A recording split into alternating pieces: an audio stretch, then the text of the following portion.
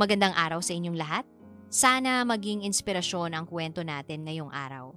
Welcome to Marian Sweet Story, kung saan bawat kwento ay may pusong totoo. Ngayon, inaanyayahan ko kayong makinig at sabay-sabay nating damhin ang bawat tibok ng pag-ibig. Ako po si Marta, isang 28 taong gulang na Pilipinang OFW. Ang aking asawa naman na si Lucio, hindi niya tunay na pangalan, ay 22 taong gulang at mayroon kaming isang anak na lalaki na 5 taong gulang. Halos 3 taon na ang nakalipas mula nang lumuwas ako ng Pilipinas upang mangibang bansa. Dating empleyada ako sa opisina ng isang hardware store sa amin. Hindi kalakihan ang sahod doon at madalas ay kulang pa sa pang-araw-araw naming gastusin. Kaya naman nang mabigyan ako ng pagkakataong makapagtrabaho sa abroad sa tulong ng tiyahin ko, hindi na ako nagdalawang isip pa. Nakapagtapos ako ng kursong Business Administration sa kolehiyo, samantalang si Mr. ay hindi nakatapos ng high school at hanggang 3 taon lang. Isa siyang tricycle driver. At siya pa nga ang naghahatid sundo sa akin noon papunta at pauwi ng trabaho. Maayos naman ang pagsasama naming mag-asawa noon. Mabait na lalaki si Lucio, walang bisyo, hindi pala inom ni naninigarilyo. Iyan ang isa sa mga katangiang hinangaan ko sa kanya. Subalit dumating ang isang matinding pagsubok na tuluyang sumira sa aming pagsasama. Natuklasan ko ang lihim na pagtataksil ng aking asawa. May iba siyang babae. At hindi ito basta ibang tao.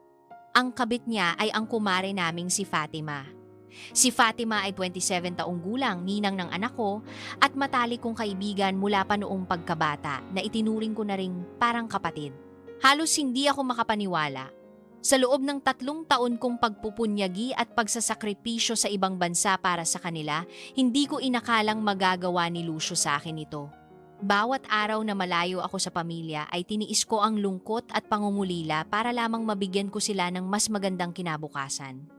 Bawat padala kong pera at bawat oras ng pagtatrabaho ko rito ay isang hakbang tungo sana sa pangarap naming mag-asawa na magkaroon ng mas maayos at maginhawang buhay. Pinagplanuhan pa namin noon na mag-iipon kami para makapagtayo ng maliit na negosyo balang araw nang sa gayon ay hindi ko nakakailangang mag-abroad muli at makasama ko na sila ng tuluyan. Ngunit sa isang iglap, lahat ng planong iyon ay nanganganib ng hindi matupad. Nang malaman ko ang kataksilang nagawa ni Lucio, pakiramdam ko'y gumuho ang mundo ko. Napakahirap pala maging OFW. Hindi lamang ang trabaho ang pasan mo, kundi pati ang bigat ng lumbay at pangungulila dahil napakalayo mo sa iyong pamilya. Araw-gabi, tinitiis ko ang pagod at lungkot alang-alang sa aking mag-ama. Sila ang naging inspirasyon ko para tiisin ang lahat ng hirap dito sa ibang bansa. Bago pa man sumabog ang balitang ito, buong puso ang tiwala ko kay Lucio. Nagkasundo kami noon na ako na lang ang mag-abroad dahil ako ang nagkaroon ng oportunidad sa trabaho at dahil na rin sa tulong ng tiyahin kong si Tia Lena na nauna nang nagtrabaho rito. Nangako si Lucio sa akin na aalagaan niya ang aming anak at magiging both nanay at tatay ng pamilya habang wala ako. Alam kong hindi madaling maging solo parent kaya labis ang pagpapasalamat at paghanga ko sa kanya noon. Malaki ang tiwala ko sa asawa ko at mahal na mahal ko siya. Sa aking pag-alis, naging malaking bagay din ang presensya ng isa naming kaibigan dito sa abroad, si Julius.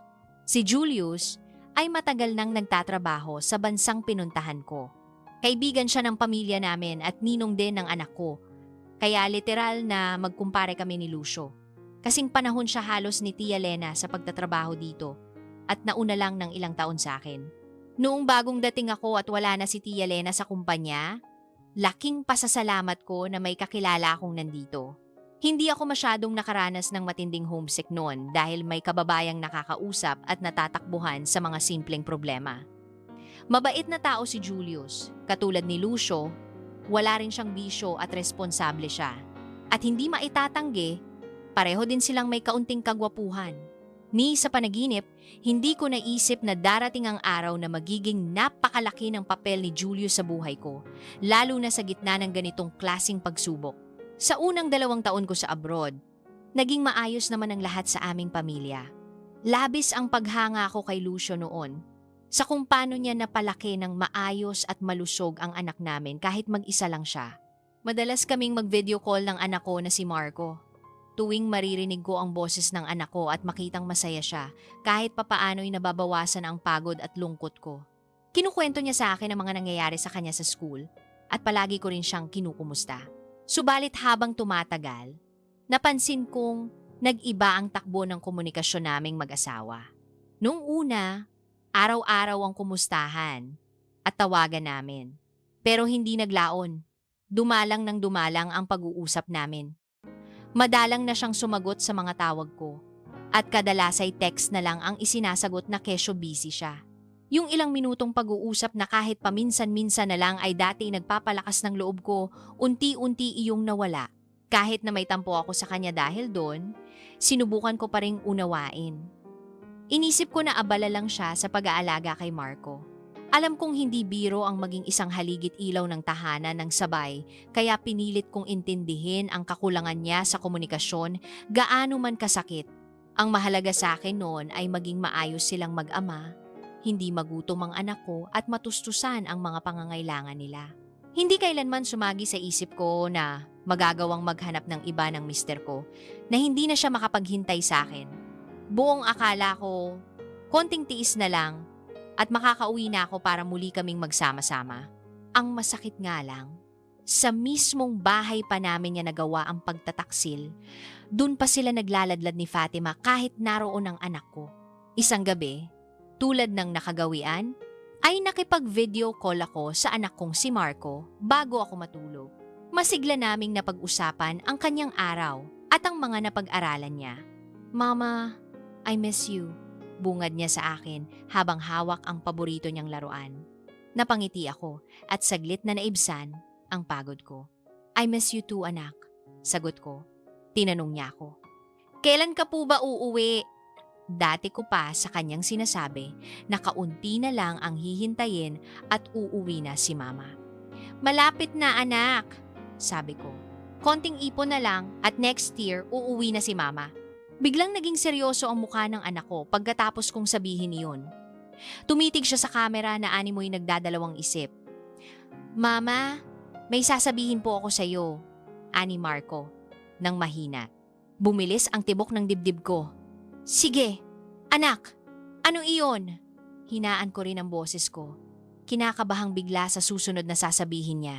"Ina, si Ninang Fatima po at si Papa. Palagi ko po silang nakikitang naghahag." Diretsong sabi ng anak ko sa kanyang inosenteng tinig. Parang tumigil ang mundo ko sa narinig ko. Para akong binuhusan ng malamig na tubig. Kumabog nang napakalakas ang puso ko at agad na nanlamig ang buo kong katawan. Subalit, pilit kong pinakalma ang sarili ko. Ayokong magpadalos-dalos o mag-isip agad ng masama. Napakagatlabi ako at pinilit ngumiti sa screen. "Yakap lang naman siguro yon, nak, mahina akong tugon. "Magkakaibigan si Papa at Ninang mo. Kaya baka nagyakap lang sila bilang pagbati o tuwa." Sa totoo lang, nanginginig na ang mga kamay ko. Habang sinabi ko ito, may kung anong kutob ang kumurot sa dibdib ko. Ngunit pinilit kong iwaksi iyon. Akala ko ay tapos na ang sasabihin ng anak ko. Ngunit nagpatuloy pa siya matapos ang isang saglit na pag-aatubili. "Si Ninang Fatima po. Madalas natutulog sa room ninyo ni Papa," aniya ng mabagal. Tila nag-iisip kung sasabihin pa ba ang mga salitang kasunod. Nakikita ko rin po silang naghahalikan sa loob. "Dito po ba titira si Ninang?" Hindi ko na napigilan.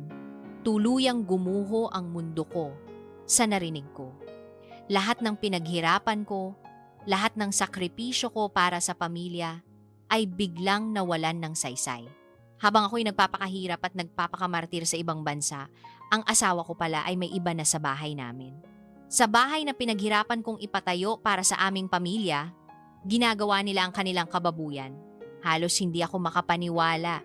Si Fatima na pinagkatiwalaan ko pa na tumingin-tingin sa mag-ama ko habang wala ako, siya pa palang may lihim na relasyon sa asawa ko. Napakababoy nila. Sa sandaling iyon, hindi ko na alam ang dapat kong maramdaman. Naghalong matinding galit at matinding sakit ang sumabog sa puso ko, parang pinipiga ang dibdib ko at halos hindi ako makahinga. Paano nagawa ito sa akin ni Lucio? Paanong nasira niya ang pamilyang iningatan namin ng ilang taon ng ganoong kadali? Gayunpaman, kinailangan kong magpakatatag sa harap ng anak ko. Hindi ko dapat ipakita kay Marco na wasak na ako. Pinahid ko ang luha sa mga mata ko at pinilit na ngumiti. Mahinahon akong nagpaalam sa anak ko na may kailangan lang akong tapusin at kailangan ko ng ibaba ang tawag. "O siya, anak. Babawi na lang si mama sa susunod, may gagawin lang ako sandali." Paalam ko sa kanya sa pinakakalma kong boses. Masaya naman siyang nagpaalam din at kumaway pa bago nawala ang kanyang munting mukha sa screen. Pagka-end call ko ay agad na pumutok ang lahat ng emosyon na kanina ko pa pinipigil. Niyakap ko ang sarili ko at humagulhol ng tahimik. Walang nakaririnig sa akin kundi ang 4 na sulok ng maliit kong kwarto. Doon ko ibinuhos ang lahat ng sakit. Mahahabang sandali ng pag-iyak na ni hindi kayang mapawi ang hapdi sa puso ko. Gabi-gabi, pagkatapos ng tawag na iyon, umiiyak ako hanggang sa halos wala na akong mailuha. Kinaumagahan, matapos ang halos walang tulog na gabi, buo ang pasya ko na kumprontahin si Lucio. Kailangan kong ilabas ang lahat ng sama ng loob na ito. Alam kong karapatan kong humingi ng paliwanag at managot siya sa ginawa niya sa aming pamilya. Tumiyempo ako ng tawag sa oras na alam kong wala siyang biyahe sa pamamasada ng tricycle. Ilang ulit akong huminga ng malalim bago pindutin ang call button. Sa ilang ring lang ay sumagot si Lucio. Lumitaw ang mukha niya sa screen ng cellphone ko at nakita ko agad ang bakas ng pag-aalala at pag-aalangan sa kanyang mga mata. Halos ayaw siyang tumingin ng diretso sa kamera. "Mahal, kumusta ka na? Ayos ka lang ba dyan?" Bungad niya, halatang pinipilit ang kalmadong tono. Narinig ko pa ang kunwaring lambing sa boses niya, pero para sa akin ay nanunuot iyon na kasinungalingan. Hindi ako sumagot sa tanong niyang iyon. Diretso ko agad na sinabi, sa boses na mababa pero mariin, "Mabuti naman, maayos kami ni Marco rito. Kayo ni Fatima, kumusta kayo dyan?" Buong diin kong binanggit ang pangalan ni Fatima. Agad kong nakita ang pagbabago sa ekspresyon ng mukha ni Lucio. Kumislot ang mga labi niya at namutla siya ng bahagya. "Anong ibig mong sabihin?" Nauutal niyang sagot na may pilit ng ngiti. Waring nagmamaang maangan. Huminga ako ng malalim. Pinipigilang sumabog agad. "Alam mo kung ano ang ibig kong sabihin?" Sabi ko ng mabigat ang boses. "Sinabi sa akin ni Marco na madalas nang umuuwi dyan si Fatima. Alam ko na ang tungkol sa inyo." Nanlaki ang mga mata ni Lucio. Halos hindi siya makatingin sa akin. Hindi. Hindi totoo yan." Mabilis niyang tanggi. Nanginginig ng bahagya ang boses. "Baka naman malikmata lang ang bata. Alam mo naman si Marco, kung ano-anong nai-imagine yan sa napapanood sa Facebook. Lalo akong nag-init sa palusot niya." "Ganoon? Imbento lang lahat ng sinabi ng anak natin?" Singhal ko. Alam nating pareho na hindi magsisinungaling si Marco tungkol sa ganyang bagay. Siya mismo ang nakakita sa inyo ni Fatima, nakita niya kayong nagyayakapan at naghahalikan sa loob ng bahay natin. Napataas na ang boses ko sa sobrang galit at pagtitimpi. Biglang naputol ang mga paliwanag ni Lucio. Napayuko siya. Halatang hindi makasagot. Ilang sandali kaming natahimik. Ramdam ko ang panginginig ng buo kong katawan sa pagpipigil na hindi tuluyang sumabog. "Sabihin mo sa akin ng diretsahan, Lucio." Halos pabulong pero tago sa puso ang tanong ko. "Totoo ba ang lahat ng ito? Totoo bang pinapasok mo sa tahanan natin ang kumari kong si Fatima at ginagawa niyo ang mga bagay na yon doon?"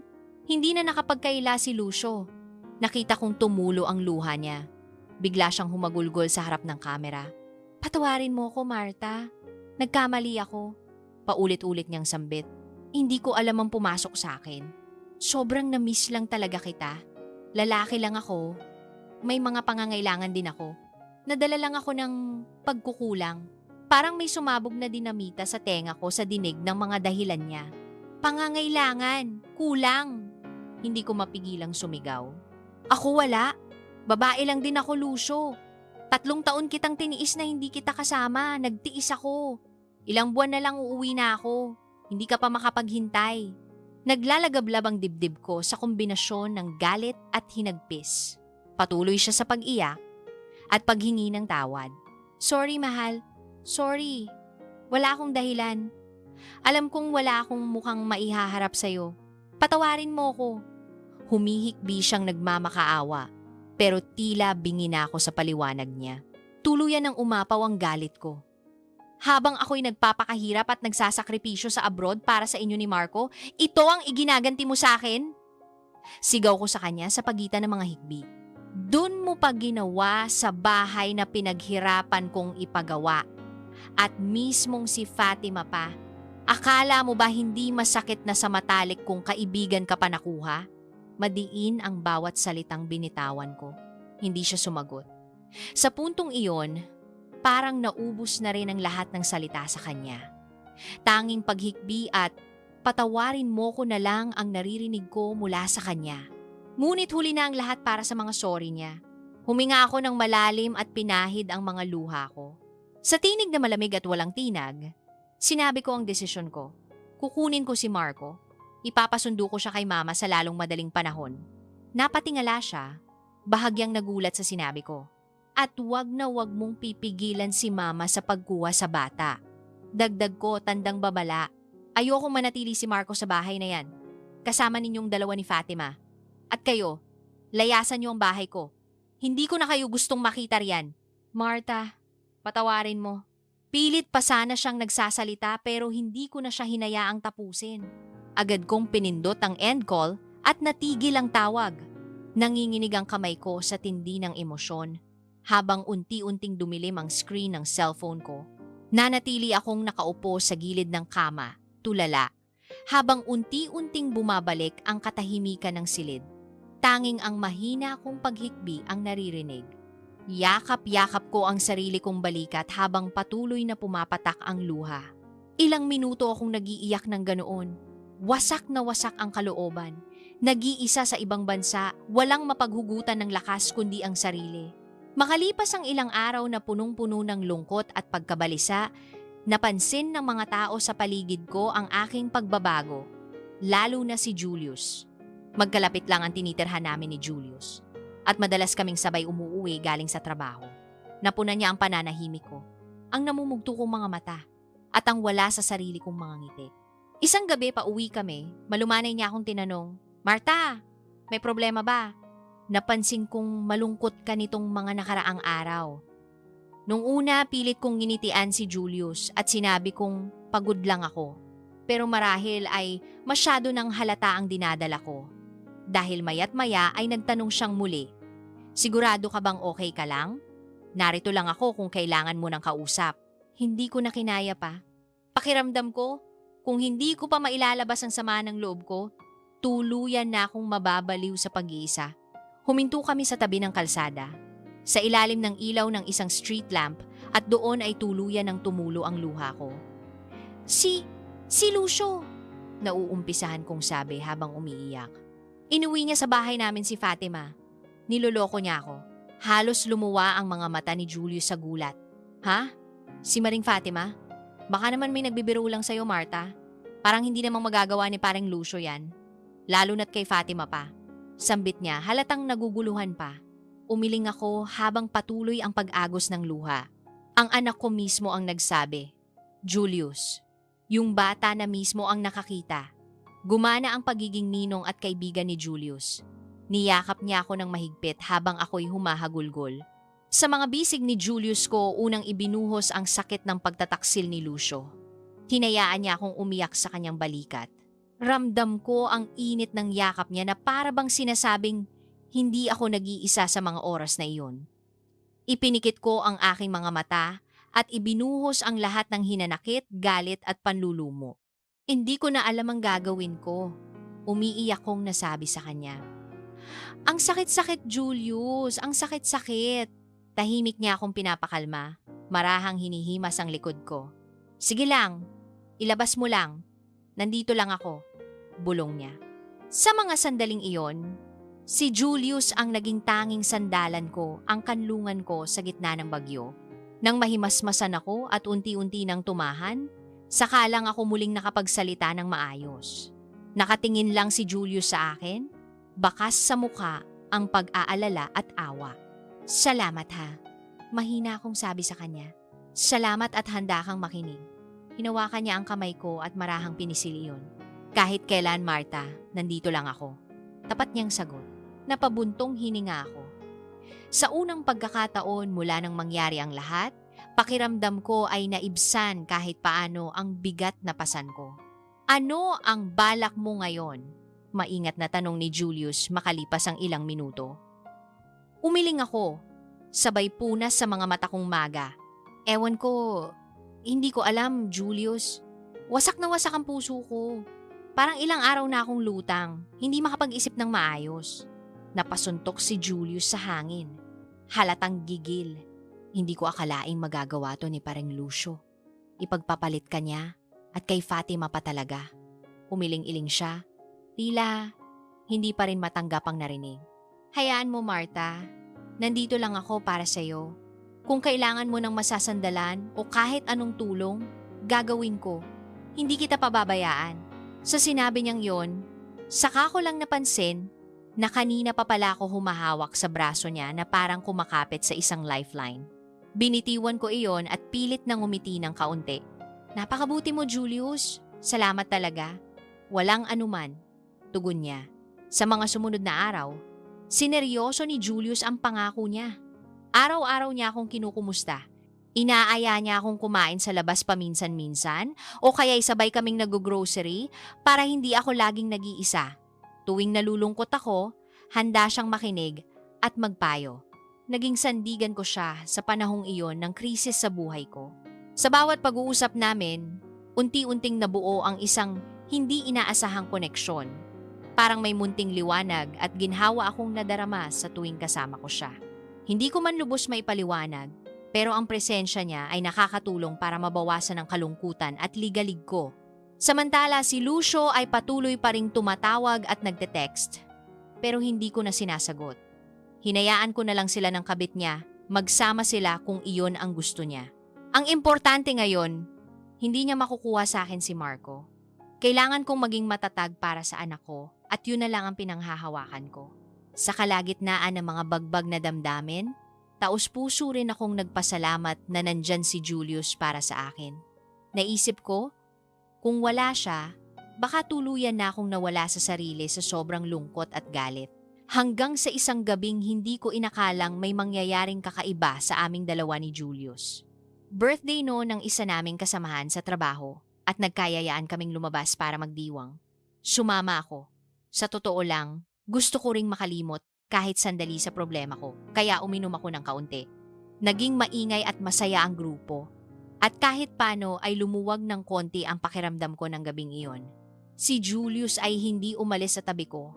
Panay ang alalay niya sa akin lalo na't nakikita niyang medyo nakakarami na ako ng inom. Pauwi na kaming dalawa ng gabing iyon. Magkasabay kaming naglalakad pabalik sa aming mga tirahan. Tahimik kami pareho.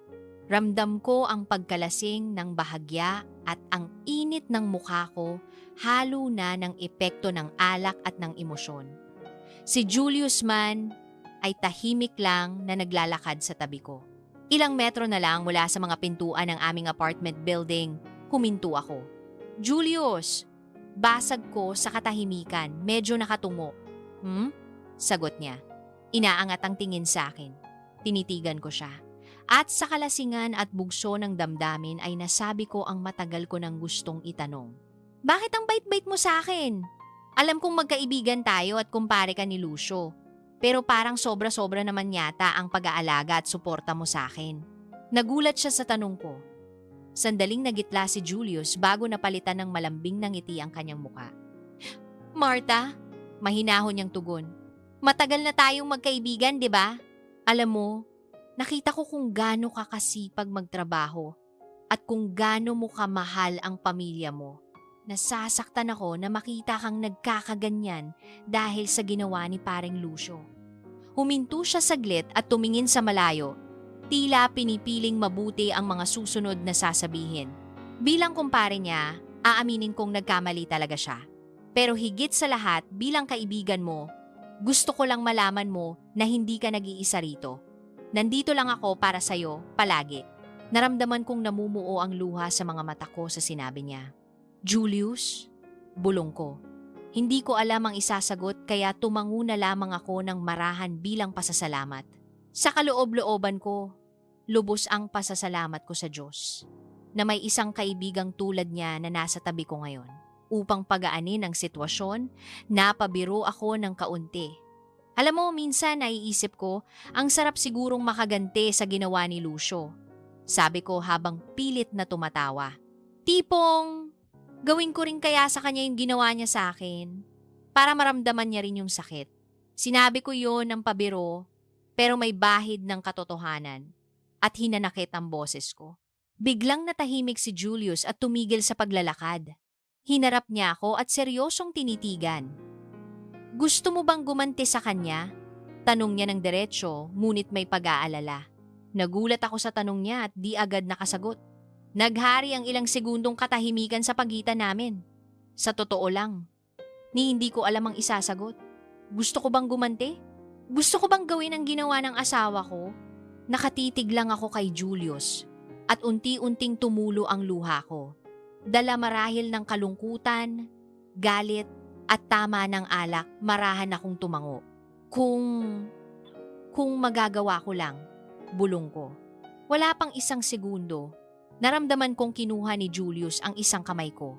May nakita akong kakaibang determinasyon sa kanyang mga mata. Tara, mahina ngunit madiin niyang sabi. Tutulungan kita. Naguluhan ako sa biglaang anyaya niya.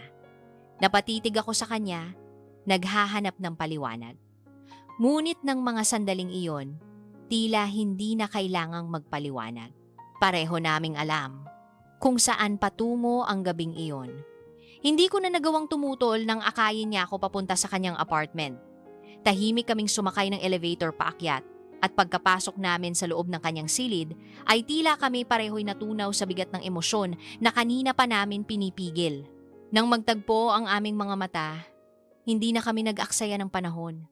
Maingat niyang hinaplos ang pisngi ko at saka inilapit ang kanyang mukha. Nagsimula ang lahat sa isang banayad na halik na iginawad niya sa akin. Naramdaman ko ang init at pag-aalangan sa labi niya na tila nagtatanong kung tama ba ang ginagawa namin. Ngunit ni katiting na pagtutol ay wala akong nagawa o wala na akong nais gawin. Kusang pumikit ang mga mata ko at gumanti ako ng halik. Matagal na panahon na rin akong uhaw sa init ng yakap at halik. Sa gabing iyon, tuluyan akong nagpadala sa pagkaakyat at lungkot na aking nadarama. Isang halik ang nauwi sa sunod-sunod pang mga halik.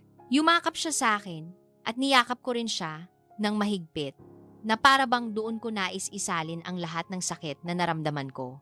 Unti-unti, ang mga saplot namin ay nagkalaglagnag sa sahig kasabay ng pagkawala ng aming mga alinlangan.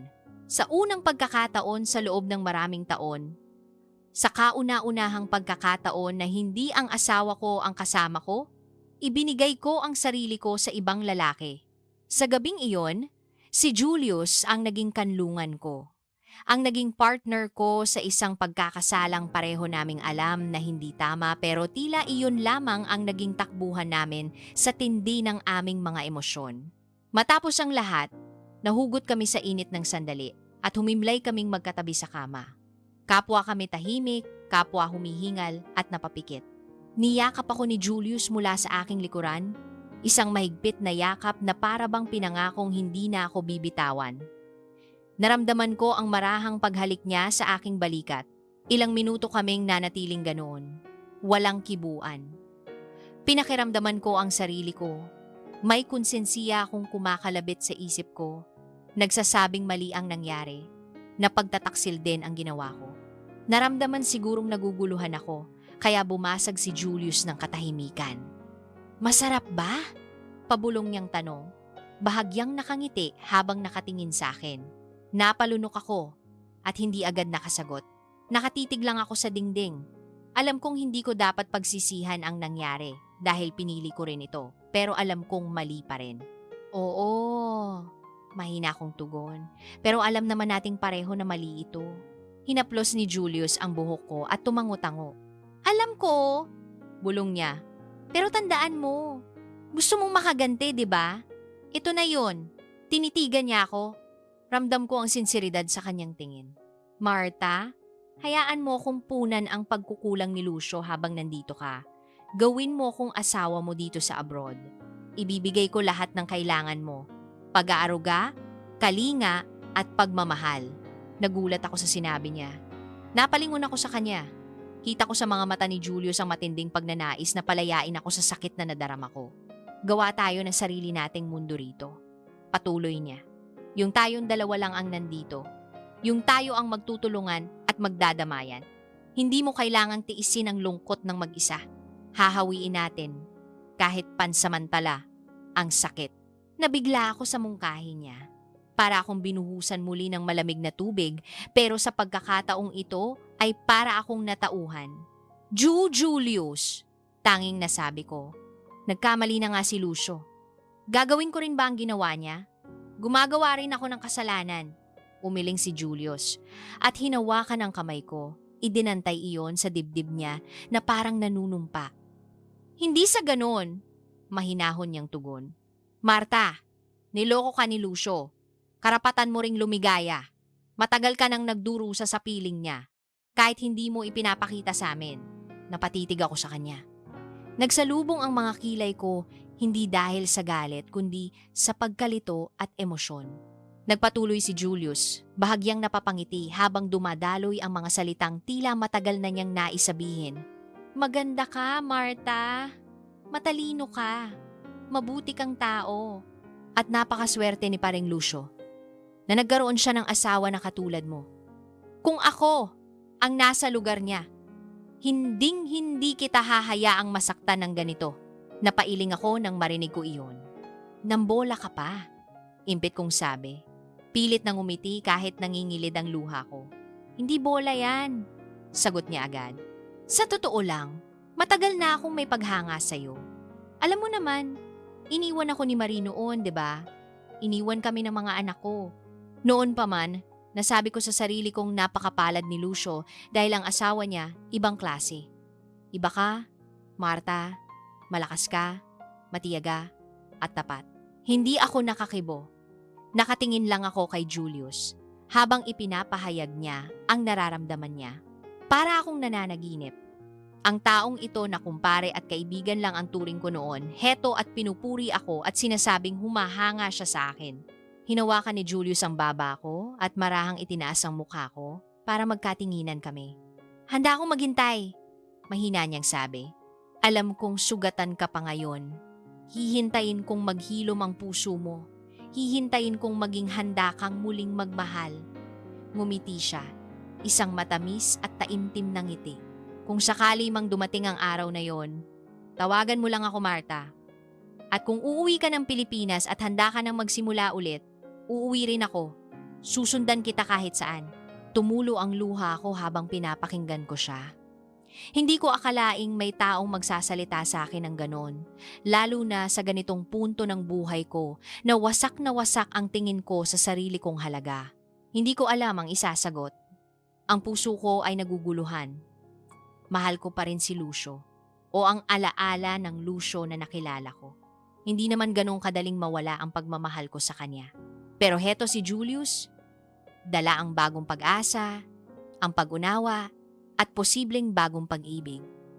Hindi ko alam kung kaya ko bang tanggapin iyon, kaya't wala akong naisagot sa kanya, kundi ang pagtango. Tumango ako bilang pasasalamat, bilang pag-intindi, ngunit hindi pa bilang pagsang-ayon. Pag-iisipan ko, bulong ko. Kailangan ko lang ng oras, Julius. Ngumiti siya at hinaplos ang buhok ko. Walang problema sa akin, Marta. Hihintayin kita. Gaano man katagal. Bago ako lumabas ng apartment ni Julius ng gabing iyon, muli niya akong niyakap ng mahigpit. Ramdam ko ang pagtibok ng puso niya sa dibdib ko. Pag-isipan mong mabuti, ha? Malambing niyang sabi sa tenga ko. Tumango lang ako bilang tugon at tuluyan na akong umuwi sa aking kwarto. Magkahalong emosyon ang naramdaman ko pagka-uwi ko. Gulo, takot, pagdududa, pag-asa. Nagbago na ang buhay ko. Wala akong ideya sa magiging kahihinatnan ng lahat ng ito. Ang dati kong mundo ay tuluyan ng nagkalamat at gumuho. Handa na ba akong buuin muli ito kasama ang isang bagong pag-ibig? O pagtatangkaing hanapin muli ang piraso ng dating buhay na iniwan ko sa Pinas? Lumipas ang ilang buwan. Sa mga panahong iyon, hindi na muna ako muling nag-usap pa kay Lucio. Hindi rin kami nagkita o nagkausap ni Fatima at wala akong balak. Tahimik akong nagtrabaho at nag-impok. Patuloy pa rin ang komunikasyon namin ni Julius, ngunit hindi na namin pinag-uusapan pa ang nangyari sa amin. Nanatili siya sa tabi ko bilang matalik na kaibigan at naroon pa rin ang pagiging maalaga at maunawain niya. Hanggang sa dumating ang araw na kailangan kong umuwi ng Pilipinas para sa aking bakasyon at upang harapin ang realidad ng buhay ko roon. Nitong Abril, umuwi ako ng Pilipinas nang walang pasabi kahit kanino. Hindi ko sinabi kay Mama, kay Lucio, o kahit sa anak ko na uuwi ako. Bit-bit ang maleta at ang mabigat na dibdib. Diretso akong nagtungo sa bahay namin. Tahimik sa loob ng bahay ng datnan ko ito. Marahil ay nasa trabaho si Lucio at nasa eskwela si Marco. Malinis ang sala. Mukhang maayos naman ang lahat sa unang tingin. Pero pagpasok ko sa kwarto naming mag-asawa, tila tumindig lahat ng balahibo ko sa nakita ko. May nakasampay na mga damit na pambabae sa loob ng cabinet. Mga damit na alam kong pag-aari ni Fatima. Namilog ang mga mata ko at napakagatlabi ako sa sakit. Sa puntong iyon, nawala na ang lahat ng alinlangan. Totoo ang hinala ko. Narito pa rin si Fatima. Marahil ay dito na talaga siya nakatira. Sa bahay na ipinundar ko para sa pamilya namin ni Lucio.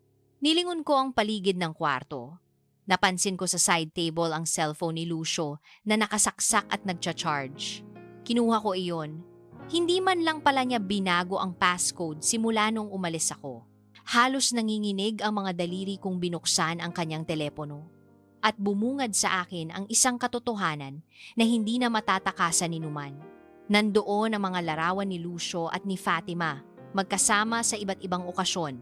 Sa sala, sa kusina, sa kwarto naming mag-asawa, masayang nakangiti ang dalawa sa mga selfie nila.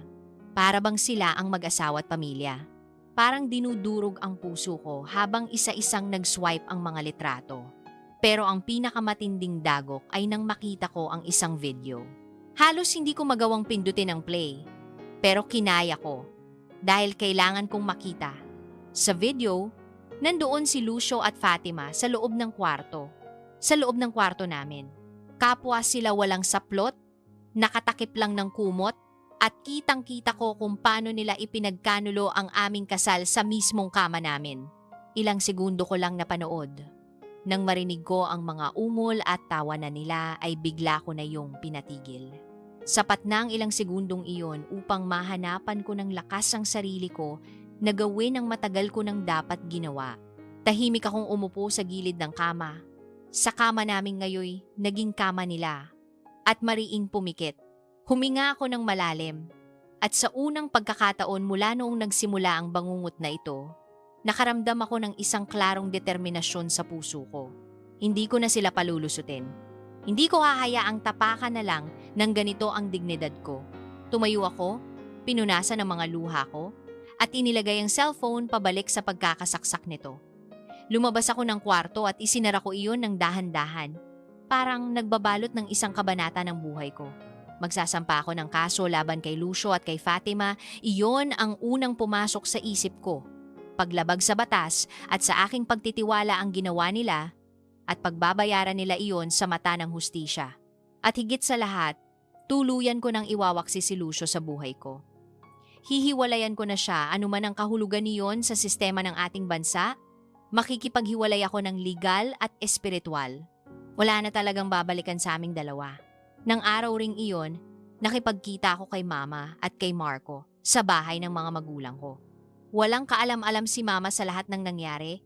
Inilihim pala sa kanya ni Lucio ang relasyon nila ni Fatima marahil ay dahil alam niyang hinding-hindi papayag si Mama. Gulat na gulat si Mama sa pag-uwi ko nang walang pasabi at lalo siyang napaiyak nang malaman niya ang dahilan. Doon ko rin nalaman ang isa pang masakit na katotohanan. Buntis si Fatima. Hindi ko alam na may mas hihigit pang sakit sa mga nalaman ko na. Parang piniga ulit ang puso ko nang marinig kong nagdadalang tao ang matalik kong kaibigan sa asawa ko. Tuluyan akong humagulgol sa mga bisig ni Mama ng mga sandaling iyon. Hindi ko na alam kung saan ako huhugot pa ng lakas. Lahat-lahat na ata ng pwedeng ipukol sa akin na sakit ay ipinukol na. Ngunit sa kalagitnaan ng kapighatiang iyon, naalala ko si Julius. Sa mga sumunod na araw matapos akong umuwi, patuloy pa rin si Julius sa pagtawag. Araw-araw niya akong kinukumusta mula sa abroad. Nabalitaan niyang umuwi ako, ngunit hindi ko sinabi sa kanyang biglaan ang pag-uwi ko. Ayokong isipin niyang para saan pa man ito. Wala pa akong binabanggit tungkol sa paghaharap namin ni Lucio o sa mga aksyon na balak kong gawin legally. Pero naramdaman marahil ni Julius sa boses ko kung gaano kabigat ang pinagdadaanan ko. Kaya't mas lalo pa siyang naging maalaga.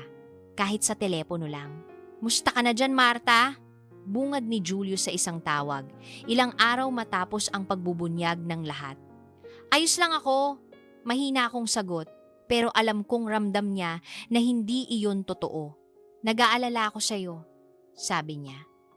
"Alam kong ang dami mong inaasikaso at iniisip. Huwag mong kalimutang alagaan ang sarili mo, ha?" Sa mga ganitong simpleng salita, nababatid ko na umaasa pa rin siya.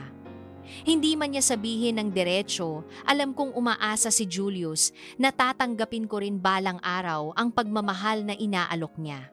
Tahimik akong nagpapasalamat sa Diyos sa pagkakaroon ng isang kaibigang katulad niya. Hindi niya ako iniwan sa ere. Kahit pa sa likod ng isip ko'y alam kong nasaktan ko rin siya dahil hindi ko pa masabi sa kanyang handa na akong tanggapin ang alok niya. Sa totoo lang, hanggang ngayon ay hindi pa ako handang pumasok sa panibagong relasyon. Sariwa pa ang mga sugat at kailangan ko munang ayusin ang sarili ko. Alam yun ni Julius. Kaya't nananatili muna kaming magkaibigan. Matatag na kaibigan na laging nariyan para sa isa't isa. Sa kasalukuyan, unti-unti kong pinapagaling ang aking sarili. Sinisikap kong buuin muli ang basag na piraso ng aking puso. Masakit man at mahirap, araw-araw akong lumalaban para sa aking anak at para sa sarili ko. Hindi madaling maghilom ang sugat ng pagtataksil, pero naniniwala akong darating din ang panahon na hindi na ito ganoon kasakit. Natuto akong maging mas matatag dahil sa pagsubok na ito. Ngayon, ang pinakamahalaga sa akin ay ang kapakanan ni Marco at ang unti-unti kong pagbangon mula sa nangyari. Hindi ko man alam ng tiyak kung ano ang naghihintay sa akin sa hinaharap, pinipili kong kumapit sa pag-asa. Alam kong hindi dito nagtatapos ang lahat para sa akin. Oo, gumuho ang mundo ko. Pero maaari akong magpatayo ng panibagong mundo mula sa mga naiwang pundasyon. Punong-puno ako ng pag-asa na balang araw.